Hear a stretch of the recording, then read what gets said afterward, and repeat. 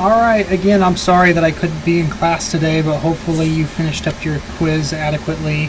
And I'm going to take just a few moments like we usually do in class here and review the answers to our questions. Now I'm going to go through these in order as they are on this answer sheet, but realize that as you took the test and your options would have varied a little bit because I believe I put those in random order. But let's talk through each of them. We're going to go ahead and talk again. This is chapter 13. We'll go through the different types of shock or hyperperfusion. So question 1, the maximal pressure of the arteries while the heart is beating is which of the following? Again, this is max pressure, and that's going to be the answer to that one was going to be systolic blood pressure. So again, as we read this, it's the top number. So for 120/80, 120 is that max pressure. The obvious opposite is true that of the diastolic pressure. The diastolic is with the artery walls at rest, or the minimum amount of pressure. Question 2, a sudden fall in blood pressure that occurs when a person assumes a standing position is which of the following? Okay, it's not hypovolemia, it's not a drop in the blood volume, we're not talking about perfusion or an increase, we're simply talking about postural hypotension. So we have a drop in the tension, okay, a drop in the blood pressure when you stand up. Some of you may experience this at some point in time in your life when you've stood up real fast or jumped up real fast and you kind of get that lightheadedness or dizziness, and that would be an example of postural hypotension or orthostatic hypotension.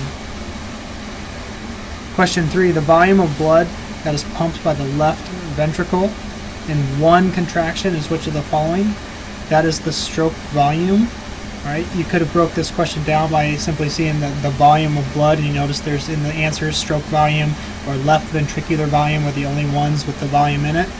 But stroke volume, okay, stroke volume times heart rate equals cardiac output.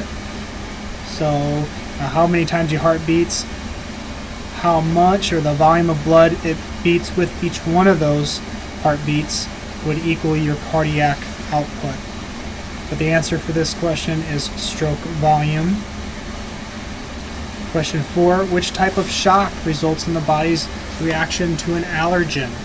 Okay, it's not septic or an infection, neurogenic or psychogenic, it's anaphylactic. Okay, this is your allergy type thing. This is to your bee stings, your different types of foods, things that touch the skin and cause that allergic reaction, or ingested and causes that allergic reaction.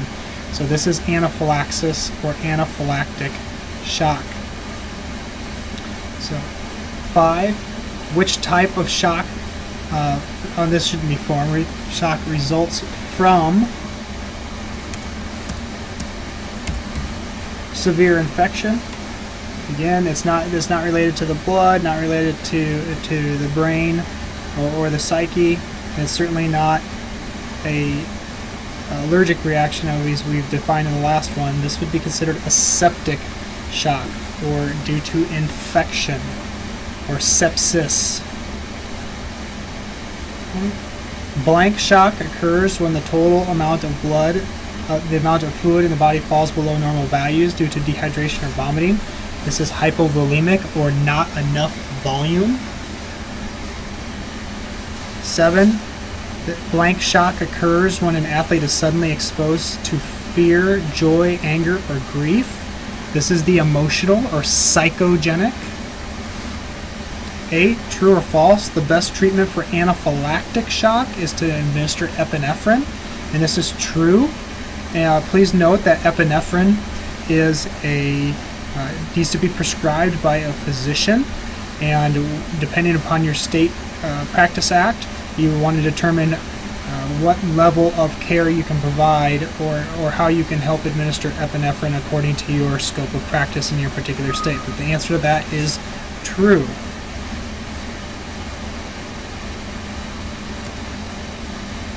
True or false, postural hypotension can be assessed by the tilt test. And again, this is true, or a tilt table test. And last but not least, true or false, an athlete in shock should be covered with a blanket or towels to keep him or her warm. This too is true.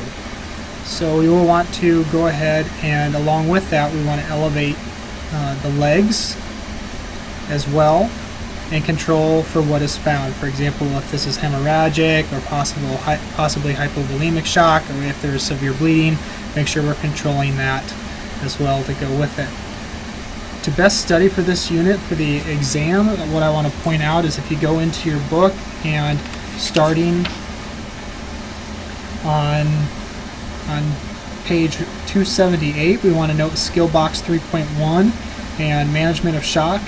As usual, we always assess our vitals. We're going to control the loss of any fluids and always maintaining that open airway. Ideally, we're going to place them in a supine position if we don't suspect a spinal injury. Elevate the legs, keep them warm, continue to monitor your vital signs, and then transport to a medical facility as soon as possible or activate EMS. Again, note the algorithm 13.1 for managing shock. That may be helpful.